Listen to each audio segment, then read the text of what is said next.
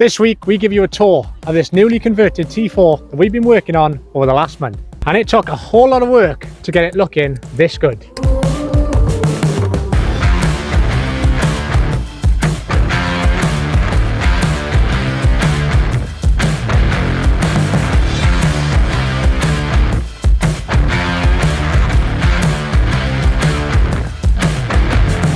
So without further ado, let's get into the video. Watch to the end of the video to find out how you can enter our very first giveaway. So first of all, let's give you a walk around the outside. So this old T4 belongs to a very dear friend of mine. Give it to me to convert over the last month, and me and Rosie have worked tirelessly getting this van done. It's on 260,000 miles, so it's definitely moon mileage, and the old conversion in the back was horrendous. If you haven't already, go back and watch the build series to see what it looked like before. But for those of you that are too lazy to do that, I'll insert a clip now.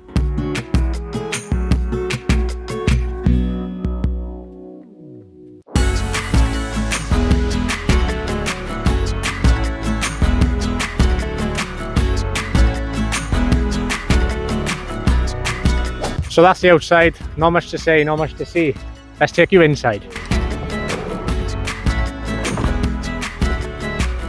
And this is the finished product. So we've got a sliding mechanism sofa bed. At the moment it's in day mode, really comfortable sofa, made out of memory foam mattress. But this isn't just a sofa, it's got a great deal of functionality.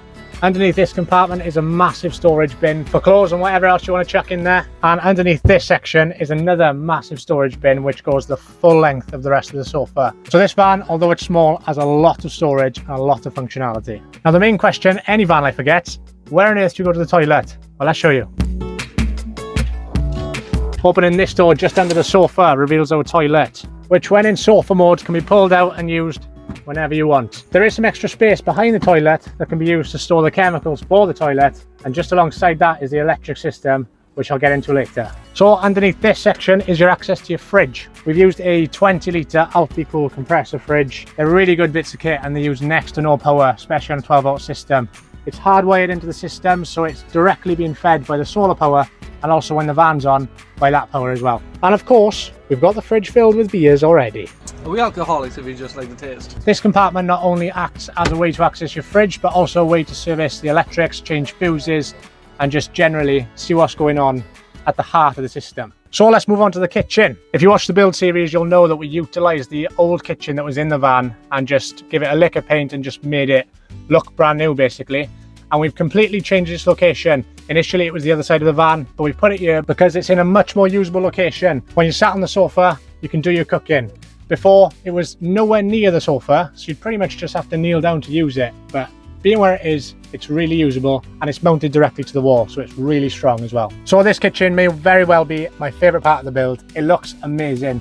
We've used the IKEA spice racks for some shelving units because you can't call yourself a van lifer if you haven't got IKEA shelves in your van. And we've just decorated with some fake plants just to give the whole van a little bit more character. So we made the worktop out of timber board that we got from Wix. It's super lightweight, and all we did was stain it with some bray wax and also give it 3 coats of top coat to make it super hard wearing and to make it look like an actual worktop. And then up top we've got a USB rechargeable tap.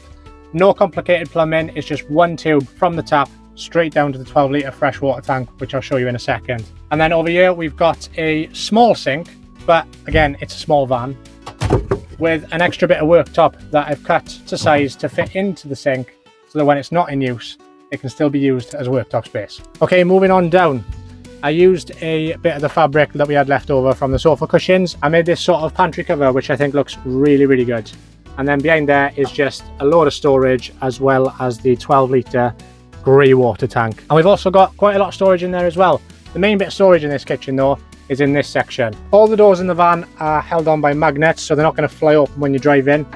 And in this one there's a lot of storage. We were going to put 2 shelves in here, but we only went for the one, so you could put tall items in here. And then down here you've got your 12 litre freshwater tank which just runs up to the tap, as well as some additional storage alongside it.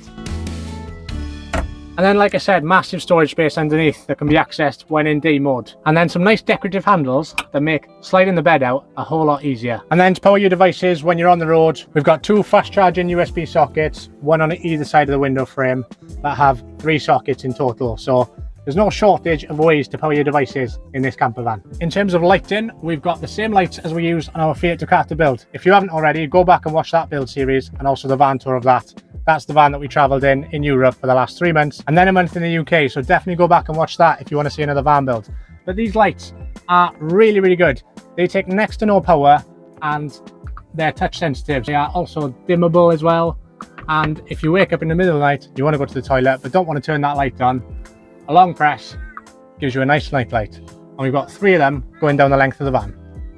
And when you're parked up with a view, you're going to want to sit your massive open plan living area. When the sliding door's open and this is open, you've got views all around you. Right, I've shown you what the van looks like in day mode. Let's show you what it looks like in night mode.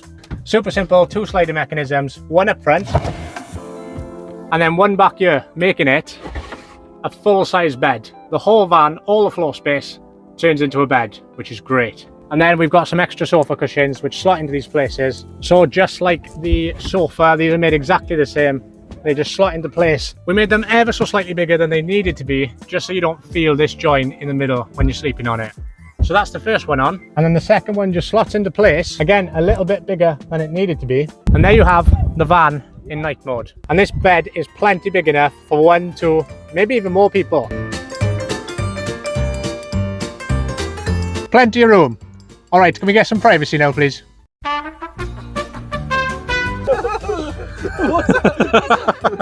And it's super comfy as well. Like I said, we use a mattress to make all the sofa cushions. So it's as comfy as a bed, but in a van. What more could you want? And then the last things to mention with this van build, we added some finishing touches just to give it a little bit more life and more character, like this extendable pop-up table. It also doubles as sort of a table when you sat there to have your breakfast or a cup of coffee, and it also acts as a bar if you're hosting outside and you just want to use this to hold drinks. And also a really nice touch, which I love, is the rope trim put throughout the entirety of the van, just to tie it all together and add to the beachy vibe that we were going for in the van. And then in terms of what's powering this van, we've got 200 watts of solar on the roof feeding down into a Victron MPPT charge controller. That feeds into our bus bars, which feed into a 130 amp hour lead acid battery.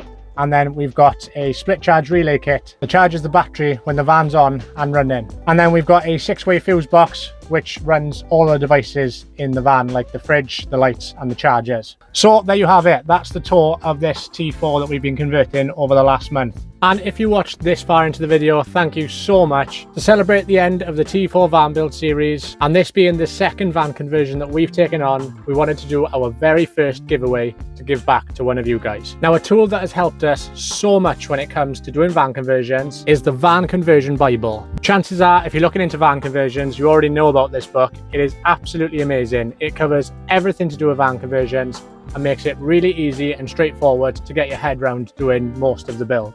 It goes into the electrics, insulation, everything in great detail. And we've used this massively when doing our 2 van builds. So we're going to be giving this away to one of you guys. As well as that, we're going to be giving away the Great British Adventure Map. So when your van conversion's done, you can tour the UK and use this to find loads of places to see and loads of things to do as well. So all you have to do to enter is 1, like the video, make sure you've subscribed if you haven't already, hit that subscribe button and leave a comment down below letting us know what you think of the T4 van build, as well as leaving your Instagram handle down there as well. So if you're a winner, I can contact you directly. We'll be announcing the winner in a few weeks time, so get commenting, get liking and get subscribing for your chance to win this amazing book to help you with your next van conversion and the map to go with it once your van build is finished. So that's it from us. We really hope you've enjoyed the T4 build series. We've absolutely loved it and we think the van looks amazing. And that's another van conversion under our belt. Stay tuned for next week's video, but until then, we'll catch you next time.